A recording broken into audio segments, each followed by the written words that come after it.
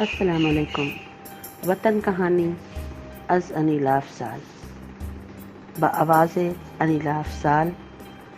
مجید احمد جائی کی audio library کے لیے، آڈیو چینل کے لیے آپ کی سماعتوں کی نظر ہے. اٹھانا خود ہی پڑتا ہے تھکا ٹوٹا بدن فخری، کہ جب تک سانس چلتی ہے کوئی کندھا نہیں دیتا. ایک نحیف آواز میری سماعتوں سے ٹکرائی. نظر اس طرف گھمائی تو ایک نحیف نزار جسم چلا جا رہا تھا. میں نے جو دیکھا تو دیکھتی ہی رہ گئی. کیا وجود تھا! ایک بازو بالکل غائب تھا، مانو کسی بم دھماکے کے نتیجے میں تن سے جدا ہو گیا ہو. دوسرا بازو لہو لہو، ٹانگیں زخمی، جگہ جگہ سے خون رس رہا تھا. لباس کیا تھا؟ چیتھڑے تھے چیتھڑے. سر کے بال بے ہنگم بڑھے ہوئے، گرد سے اٹے پڑے.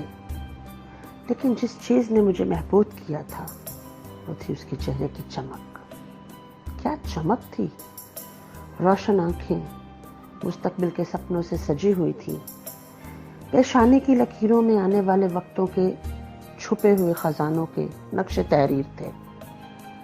ایسے کٹے پھٹے وجود کے ساتھ ایسا روشن چہرہ بالکل بھی میچ نہیں کر رہا تھا. کون ہو تم؟ مجھ سے رہا نہ گیا. نہیں پہچانا؟ اس نے الٹا سوال داغ دیا. کیسے پہچانو گی؟ خود ہی جواب بھی دے دیا. کبھی فرصت میں مجھے دیکھا ہو تو پہچانو. مطلب؟ میں نے پھر پوچھا. وطن ہوں تمہارا، اب پہچانا؟ اس نے ہنستے ہوئے کہا. نہیں، میں نے نفی میں سر ہلاتے ہوئے کہا.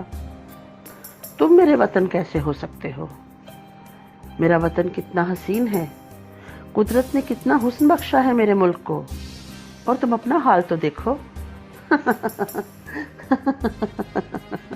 ایک مجذوبانہ کہا میرے اطراف میں گونجا.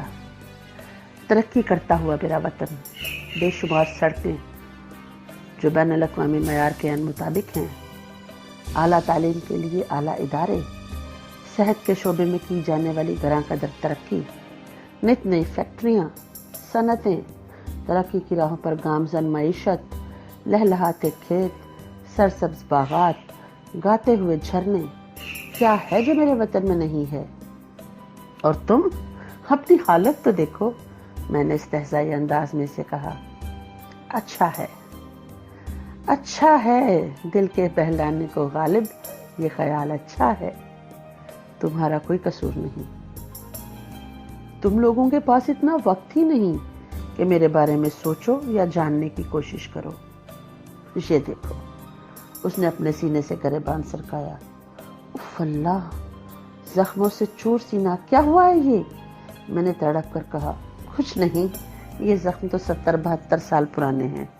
اور یہ بازو، یہ 50 سال ہوئے کاٹ دیا ظالموں نے. اوہ، یہ لہو لہو ٹانگیں. یہ تمہاری ترقی کرتی ہوئی معیشت ہے، اس نے طنزیہ لہجے میں کہا. امریکہ، ورلڈ بینک اور IMF سود کی شکل میں میری بوٹیاں نوچ رہے ہیں، مگر تم لوگوں کو تو اپنے بھرے پیٹ سے ہی مطلب ہے نا. پھر چاہے ملک میں اللہ اور اس کے رسول صلی اللہ علیہ وآلہ وسلم سے جنگ ہی کیوں نہ جاری ہو. اور یہ گرد میں اٹے بال، یہ تار تار لباس. ہاں، یہ ہیں تمہاری نت نئی پھلتی پھولتی صنعتیں جو دراصل میرا ہی خون چوس رہی ہیں.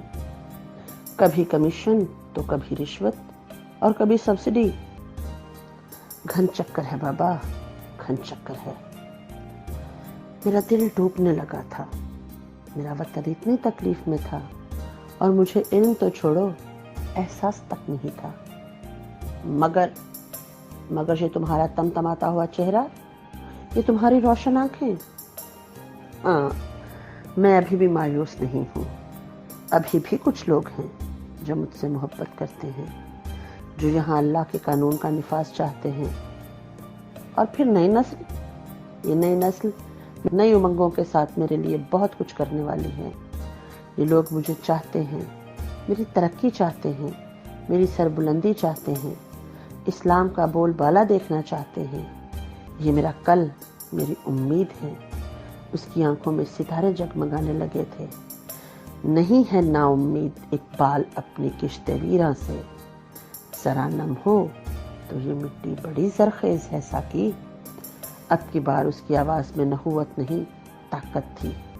وہ مستانہ چال چلتے ہوئے بڑھا چلا جا رہا تھا، بڑھا چلا جا رہا تھا، بڑھا چلا جا رہا تھا۔